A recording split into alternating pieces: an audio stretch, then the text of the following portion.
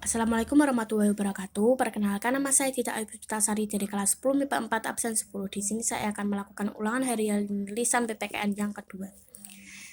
1. Wilayah negara Indonesia meliputi darat, laut, dan udara. 2. Batasan negara untuk wilayah darat meliputi Malaysia, Papua Nugini, dan Timor Leste. 3. Batasan negara untuk wilayah laut meliputi Malaysia, Papua Nugini, Singapura, dan Timor Leste. 4. Batasan negara untuk wilayah udara mengikuti batas kedaulatan negara di darat dan laut, kemudian ditarik ke atas sampai tak terhingga. 5.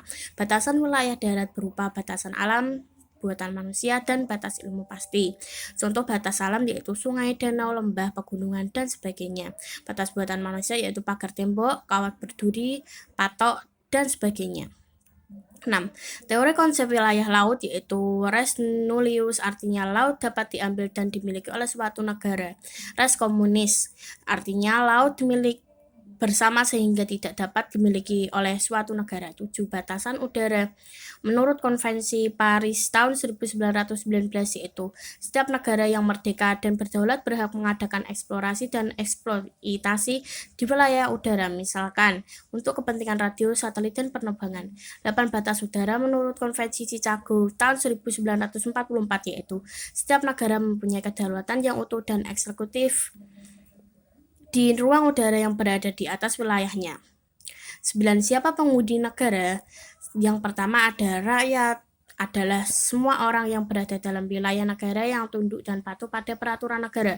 Yang kedua ada penduduk, adalah orang yang berdomisili secara tetap dalam wilayah suatu negara dalam jangka waktu yang lama. Yang ketiga bukan penduduk, adalah mereka yang berada dalam suatu negara tidak secara menetap atau sementara. Yang keempat ada warga negara, adalah orang yang menurut hukum secara sah menjadi anggota suatu negara.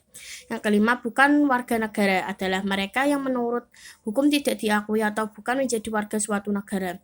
Yang keenam ada warga negara asli, adalah mereka yang telah bermukim di Indonesia sejak lama dan merupakan keturunan Diuton Melayu. Yang ketujuh ada warga negara keturunan, adalah mereka yang bermukim di Indonesia dan bukan keturunan Diuton Melayu. Soal nomor 10, asas-asas kewarganegaraan meliputi artinya kewarganegaraan seseorang ditentukan berdasarkan tempat kelahiran. Contoh, Andi lahir di Indonesia, maka Andi warga negara Indonesia. Sanguinis, artinya kewarganegaraan seseorang ditentukan berdasarkan keturunan. Contoh, Andi lahir di Indonesia, orang tua Andi warga negara Australia, maka Andi warga negara Australia karena orang tua Andi warga negara Australia. Yang nomor 11 adanya ius soli dan ius sanguinis mengakibatkan adanya apratide dan bipratide. Apratide artinya seseorang tidak memiliki kewarganegaraan. Bipratide artinya seseorang memiliki kewarganegaraan rangkap. Yang nomor 12 adanya apratide dan bipratide mengakibatkan stel sel aktif dan stel sel pasif. Apratide mengakibatkan stel sel aktif. Stel sel aktif artinya untuk mendapatkan kewarganegaraan seseorang harus melakukan tindakan hukum tertentu secara aktif.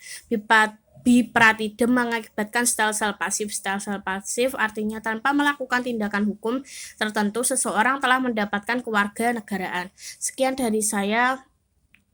Terima kasih.